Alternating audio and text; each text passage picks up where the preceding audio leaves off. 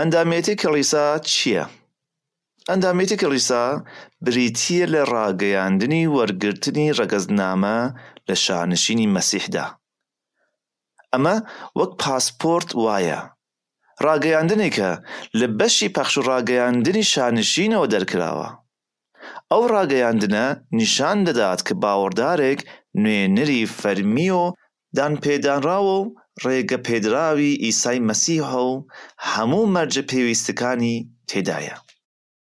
بە شێوەیەکی ڕوونتر، ئەندامێتی کلیسا پەیوەندیەکی فەرمیە لە نێوان کلیسایەکی خۆجێیی و باوەڕدارێکی مەسیحی کە کلیسا دانی پێدادەنێت و چاودێری بە قوتابی بوونی دەکات.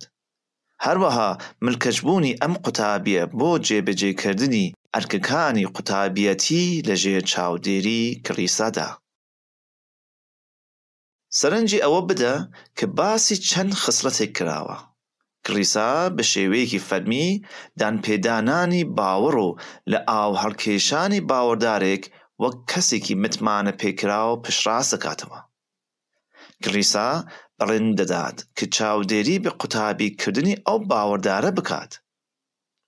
ئەم باوەڕدارە بە شێوەیەکی فەرمی بە قوتابی بوونی دەستپێرێت بە خزمەت و دەسەڵاتی ئەندامەکانی ئەو کلیسایە و ڕابەرەکانی.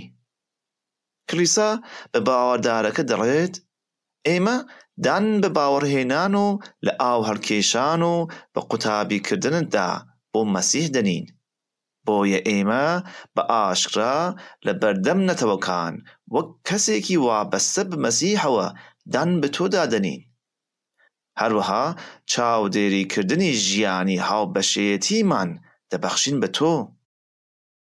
باوەڕدارەکەش بە شێوەیەکی فەرمی بە کلیسا دەڵێت: لەبەر ئەوە من ئێوە وەک کلیسایەکی دڵسۆز و ئینجیلی دەبینم، بۆیە ئامادەبوون و بە قوتابیکردنی خۆم ڕادەستی خۆشەویستی و چاودێری ئێوە دەکەم.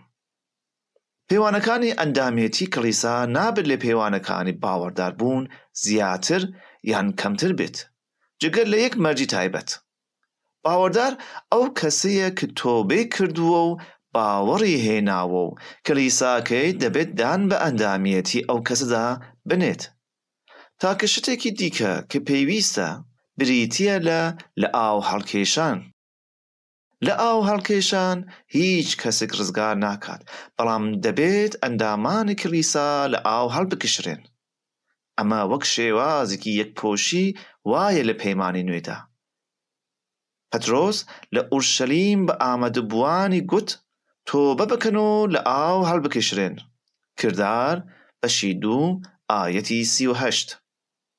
هەروەها پۆلس لە نامەکەیدا بۆ باوەڕدارانی ڕۆما وای دانا کە هەموو باوەڕدارانی ڕۆما لە ئاو هەڵکێشراون.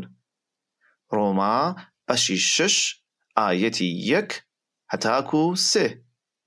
بە واتایەکی دیکە ئەندامێتی کلیسا پەیوەندی بە داواکاری زیادەوە نییە، بەڵکو بابەتەکە ئەوەیە کە کلیسا بەرپرسیارەتیەکی تایبەت بۆ باوەڕدار لەخۆ دەگرێت، هەروەها باوەڕداریش بۆ کلیسا.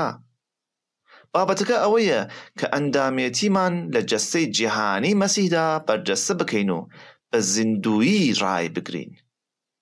بە جۆرێک دەتوانین بڵێین کە ئەو یەکبوونەی کلیسای خۆجێیی و ئەندامەکانی دروستی دەکەن، وەک ئەو بەڵێیە وایە کە لە کاتی هاوسەرگیری لە بەردەم دادوەردا دەیڕێی. هەر لەبەر ئەوەیە هەندێک کەس بە ئەندامێتی کلیسا دەڵێن پەیمان. ئەوە ڕاستە کە دەبێت باوەڕدارێک کلیسایەک هەڵبژێرێت کە دەیەوێت ببێتە ئەندام تێدا. سەرەڕای ئەوە دەبێت ئەوەش بزانرێت کە بوون بە ئەندامی کلیسا یان نەبوون شتێک نییە ئارەزوومەندانە بێت. واتە کاتێک تۆ دەبیتە باوەڕدار دەبێت کلیسایەک هەڵبژێریت. باوەڕدارێک کە مەسیحی هەڵبژاردووە هیچ ڕێگە چارەیەکی نییە جگە لە هەڵبژاردنی کلیسا و بوون بە ئەندام تێدا.